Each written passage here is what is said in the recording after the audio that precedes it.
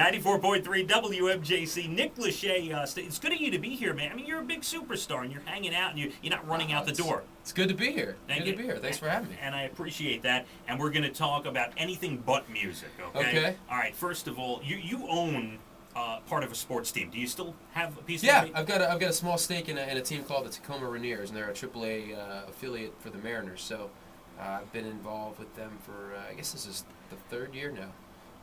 So it's been interesting. You know, I've always been a huge sports fan, but to approach sports from a different angle now, from like an ownership angle, you start looking at, bottom lines and how to improve the ballpark and fan promotions and all that stuff that as a fan you don't even think about. Now I'm having to start to think about from a different angle. So it's been cool. It's been different. We deal very closely with a minor league team here, the Long Island Ducks, and Bud Harrelson is one of the guys who runs it, and so we know the minor league stuff very well. What about, since it's baseball, what about the steroids, A-Rod, and I mean everything that's been going on? The season's about to start. Do you have any take on how you feel it may tarnish the game, or what's your feeling of that? Well, I think it unquestionably tarnishes the game. I think now you have to look at a sport that's so statistic driven and start to question a lot of the statistics that have happened over the course of the last 10, 15 years. But I think that you have to have everybody on the same page, and that's, if I could have one complaint about the way this is all going down. I think players who have done it clearly are in the wrong, and those who have lied about it under oath are clearly in the wrong, and I think we're seeing all that come out now. But I also think that the commissioner's office and the owners of Major League Baseball have a responsibility in all this too, and I think for us all to believe that none of them knew what was going on while they were just raking in the cash, as Mark McGwire's hitting 65 home runs a year. I think it's a little bit hypocritical for us to just crucify these players when there were other people who clearly, I think, knew what was happening or are now just, turning a blind eye to it. So Commissioner Lachey, I like that. Get yeah, Bud out.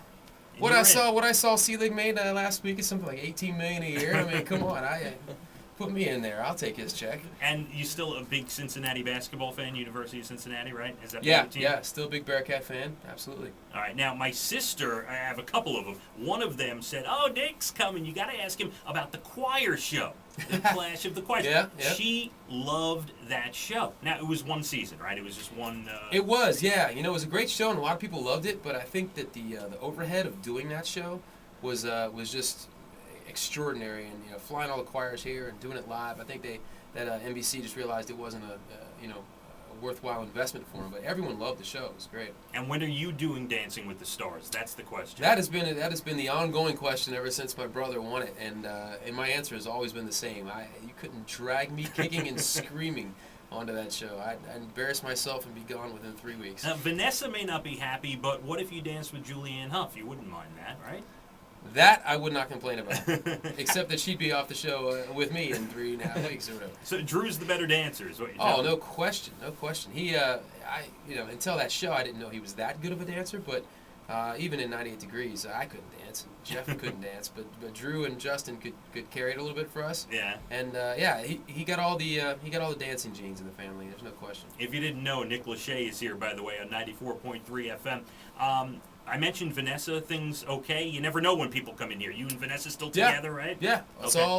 all good. We just we're in the Bahamas for the little radio thing this past weekend for Valentine's Day, and celebrating like the rest of the world, I guess. But it's always an interesting dynamic when you work in the entertainment business and you travel so much and you aren't together as much as I'm sure you'd like. But we all find a way to hold it together. Now, I'm finding a way over the last week. I've been asking a lot of people, how do I get to this subject without looking like a sleazy radio guy? So this is how I'm going to do it, all right? When you signed up for that television show, Newlyweds, right?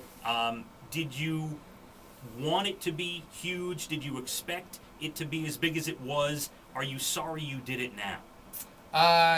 Well, firstly, I didn't expect it to be anything at all, really. I didn't expect it to be a big show at all. At the time, we both had albums coming out, and up to that point, our relationship with MTV had been purely music-driven. So we looked at this, kind of a documentary as an opportunity to promote the albums. And what happened ultimately was that the show became its own standalone thing, and the albums became an afterthought, which was completely unexpected.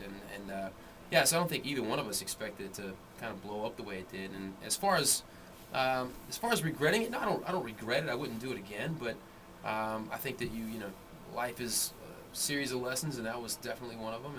And there certainly were some positives that came out of the show, and there were some negatives that came out of the show. But I don't think you can blame just one thing for the outcome of life. There's more to it than that. Well said. And before we pump the album and the song once again for everybody to know exactly what's going on here with Nick Lachey, another single that should be coming off the album was co-written, I guess it's a duet, with Cara DiGuardi, right, from Idol? Yeah, exactly. Yeah, Cara and I have known each other for years, and we wrote this song for my record. Initially, it was just going to be a solo song for me, but then we're sitting there in the studio writing it, and all of a sudden, to me, it's feeling like a duet. And I kind of ran that idea by her, and she agreed, and so she put her vocal on it, and it sounded so good, we just left it, and didn't know what to do with it. But now I don't want to change it. I mean, she sounds so good on it, and all of a sudden, Cara's on TV getting, what I think is a long overdue amount of praise for her talent, and not only just as a songwriter, but as a singer. So it's exciting that, that she's on the record, and look forward for that, for that to come out. Have you watched any season of Idol? Have you ever watched American Idol? I'm not a huge Idol watcher. I think I've seen one finale show, and I saw the first episode of this season just to see her. So I haven't watched a lot of it. I don't know why I haven't gotten into it. I think I'm probably the only person in America that's okay. that doesn't watch it. But I'm sure it's always because there's a game on somewhere. And I get roped into the Laker game, or who knows. And you are okay with people making their fame off a show like that? You think that's cool? Well, I think that it's kind of become a little bit lopsided, and part of it's due to just economics of the music business now. But it's hard for a new artist to break in, and American Idol has become really the platform for new artists to break into the business. Not necessarily even the first place or second place finishers, but even people further down the list. But at the same time, I think it's when you're trying to get discovered in music, it's by any means necessary. And I have absolutely no problem with that. So I think if it gives people around the country an opportunity to showcase a God-given talent and enable those people to do something they love, which is to sing and perform, then then I applaud that. So.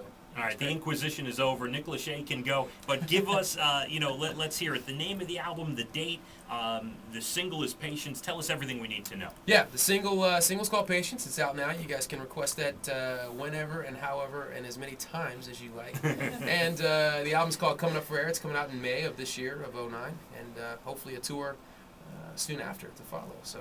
But you can always get all those updates. NickLachey.com. It gives all the timeline, for what's going on and what I've got coming up. So anyone who's interested and wants to check that out, you can go on NickLachey.com. And people were asking earlier, by the way, again back to the ladies in the office. They wanted to know how tall you were too. I'm 4'11". People are sometimes shocked when they see me because I am vertically challenged. No, I'm probably 5. I'm probably 5'10". That's good height. That's good male height. That's fine. But that may be I don't know, people. I guess TV adds 10 inches to your height, and all of a sudden, people, when they see me in person, like, man, I thought you were a lot taller. And he's pretty, so there you go. Apparently I'm short and pretty, but it's all good.